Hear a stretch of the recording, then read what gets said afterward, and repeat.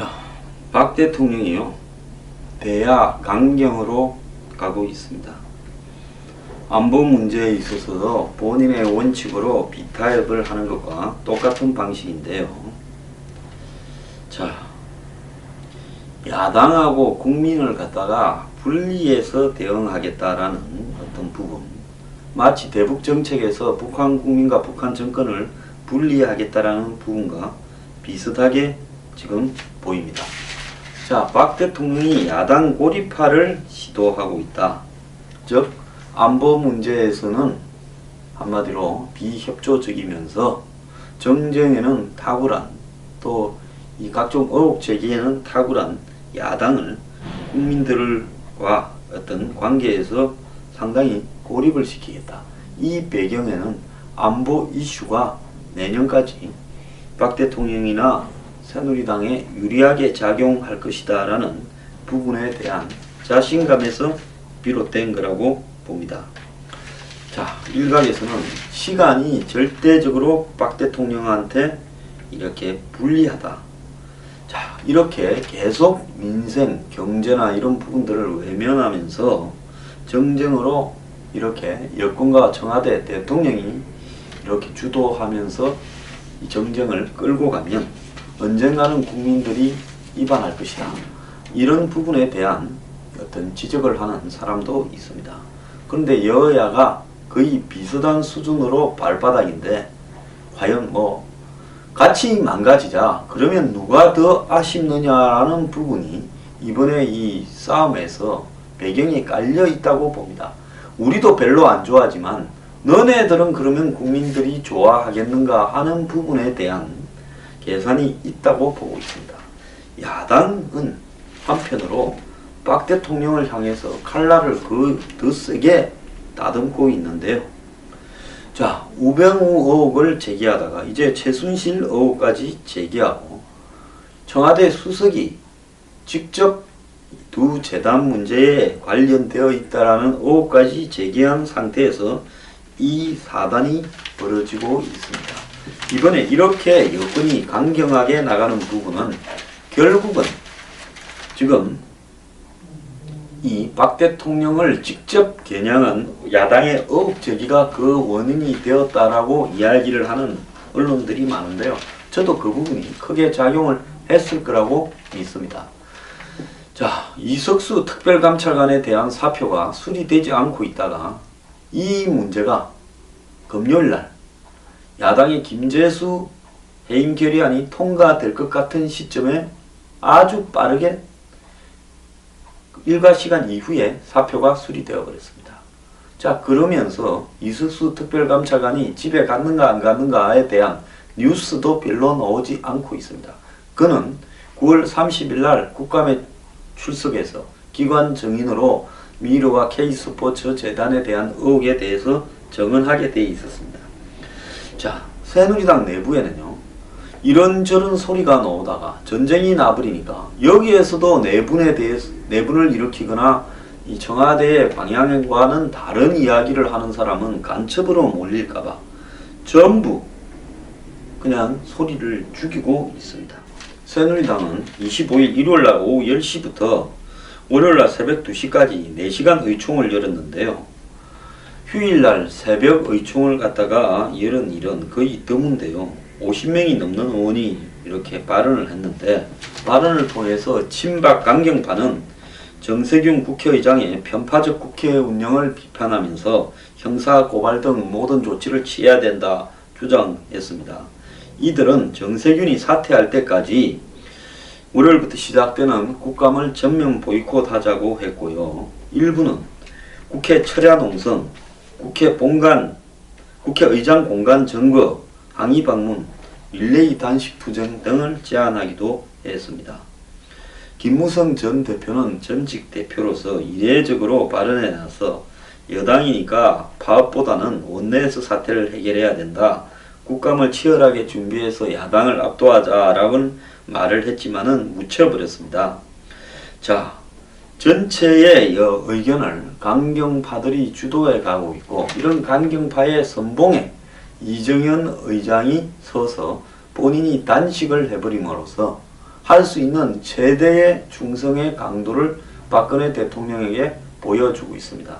대표가 밥을 굶는데 김무성 전 대표가 국감에 참여해서 야당과 함께 국감을 할 수 있겠습니까? 돌아갈 수 있는 다리를 불태워버리는 일에 이정현 대표가 나섰습니다. 이정현 대표는 야당이 장난을 친다고 당무수석이다. 즉 청와대가 당에 임명한 당의 일을 하라고 보낸 당무수석이다. 이런 어떤 농담도 나올 정도로 청와대와 박 대통령의 뜻에 정확히 부응하는 입장입니다. 자, 이 과정에서 야당은 실수가 잇따랐습니다. 어떤 실수가 잇따랐느냐? 자, 지난 24일 김재수 해임 결의안을 처리하는 과정에서 당시 김부겸 의원으로 추정되는 사람과 대화를 하는 와중에 본인이 야당의 지도부와 깊숙하게 대화를 하고 또 야당의 입장에 서서 의사 진행을 처리하고 있다는 부분을 과시하고 싶었는지 어쨌는지 모르지만은 적극적으로 야당의 일원인 듯한 발언을 했습니다. 물론 국회의장이 여야 간에 이렇게 제시되는 주요 안건, 즉 여야당은 어떤 정치적인 이슈에 있어서 하지도 않을 거면서 강성을 취하고 물밑으로는 이것만 봐주면 이 강성 공격은 취하하겠다라는 이런 거래를 합니다. 뒷거래를. 그런데 그런 것이 공개적으로 언론에 등장하거나 공개적으로 나오게 되면 여야가 정치적 쇼를 하고 정치가 과거의 프로레슬링처럼 쇼로 전락을 하니까 그냥 그런 거 아니냐라고 언론이 추정해서 보도를 하게끔 하고 증거가 안 잡히게 하죠. 자, 그런데도 불구하고 정세균 의장은 증거가 잡혀버렸습니다. 세월호 특조위 연장이나 어버이연합 청문회 둘 중 하나를 내놓으라는데 새누리당이 안 내나, 그래서 그냥 맨입으로 그냥은 안 되는 거지라고 말을 한 것이요. 녹취에 걸려버려서 새누리당이 이걸 녹취를 털어버렸습니다. 국회의장으로서 야당의 편에 서서 중립성의 의무를 어긴 대표적인 사례를 만들어버렸습니다. 이 부분이 그냥 경기를 하기보다는 링에 들어누워서 시간을 보내고 싶은 새누리당.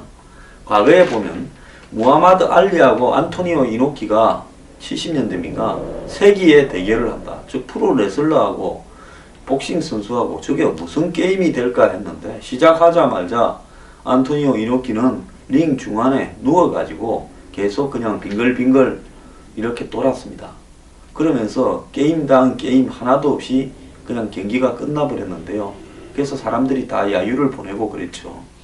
그런 것처럼 새누리당은 들어눕고 싶은데 정세균 의장이 누워라고 자락을 깔아줘 버렸습니다. 과거에 정의화 전 국회의장은 저도 비판을 많이 했습니다만은 새누리당 출신 국회의장으로서 세월호 특별법 통과라든지 여러가지 법안 예산 통과와 국회의사 일정에서 여당이 정의화 의장의 불신임 결의안을 내겠다고 협박할 정도로 정말로 공정하게, 지금도 그래서 제3지대에 있고 새누리당에 돌아가지도 못했고 은퇴해서 새누리당에 고문도 못 맡고 있죠. 정말로 공정하게 처리를 했습니다. 거기에 반하면 정세균 의장은 국회 개원사에서부터 사드 반대 등을 언급하면서 자신의 색깔을 드러냈고 국회의장인지 더민주당이 국회의장단에 파견한 한마디로 출장소 소장인지 모를 일을 했습니다. 여당의 대표는 청와대의 당무수석 같고 국회의장은 더민주당의 국회 출장소장 같은 것이 지금 한국 정치판의 현실입니다. 자, 이렇게 들미가 잡혀 있다 보니까 국회의장이 이런 소리가 자연스럽게 녹취에 나온 겁니다. 일단 제가 봤을 때요. 남일하듯이 이틀 동안만 국감을 하지 마라. 내가 중재를 써가 합의가 되면 하자 했는데 누구도 그 이야기를 듣지 않습니다. 결국은 국회의장이 해임안을 흥정하듯이 장사를 갖다가 한쪽 편에 서서, 원래 브로커 중개하는 사람은 공정하게 중개를 해야 되는데 한쪽 편에 서서 이쪽이 돈을 좀 더 받도록 중개를 하다가 이 사태를 초래했고 새누리당 초선 의원 46명은 오늘 100만원씩 각출해서 4,600만원을 만들어서 이 정세균 국회의장 규탄 신문 광고를 열겠다 이렇게 하고 있습니다. 새누리당은 이 정세균 의장에 대해서 업무방해 등으로 형사 고발을 하겠다 이런 이야기도 하고 있습니다. 자, 여당의 대표가 단식을 하고 있는데 그렇다고 정세균이 물러나지는 않을 거고, 그렇다고 여당의 대표가 정세균이 물러나지도 않았는데 호락호락 단식을 중단하고 돌아올 리도 만무하고 충성심이 지극한 사람 아닙니까? 우리 이정현 대표로 말하자면 끈기와 몸으로 때우는 일에는 아주 이력이 난 사람이고 이 충성과 권력의 향배에 대한 열정을 갖다가 가지고 있는 사람이죠. 오래 갈 겁니다. 새누리당이나 박 대통령은 국감 정도는 제가 봤을 때 누가 뭐라든 포기했고요. 야당이 일정한 책임, 즉 김재수 이 문제가 지금 본질이 아니지 않습니까? 야당이 미르와 K스포츠, 최순실 의혹, 우병우 뭐 이런 문제가 본질이었는데 그 시작을, 스타트를 김재수 해임 결의안으로 갖고 간 것이 저는 잘못이라고 보고요. 또 그 해임 결의안을 그냥 문제가 있다면 처음부터 꼿꼿이 일찍 통과시키려고 하지, 들고 주무르면서 물밑으로 거래를 하려 했던 것도 잘못이라고 보입니다. 그걸 처리하는 과정에서 통과는 됐지만 국회의장이 또 큰 실수를 했습니다. 자, 상대방의 실수가 나왔으니까 이참에 그냥 들어놓자. 자, 차에 받치기는 했는데 뭐 전치 2주인데 이참에 전치 20주를 만들어서 두둑하게 뜯어내겠다라는 새누리당과 청와대의 전략이 지금 진행이 되고 있습니다. 자, 야당은 이게 아닌데 어쩌다가 사태가 여기까지 왔지 하고 혼란스러울 겁니다. 자, 이 과정에서요, 국민이 중요하다고 외친 그간의 여야당의 행태는 다 사라져 버렸습니다. 국민은 그냥 싼 구경꾼입니다.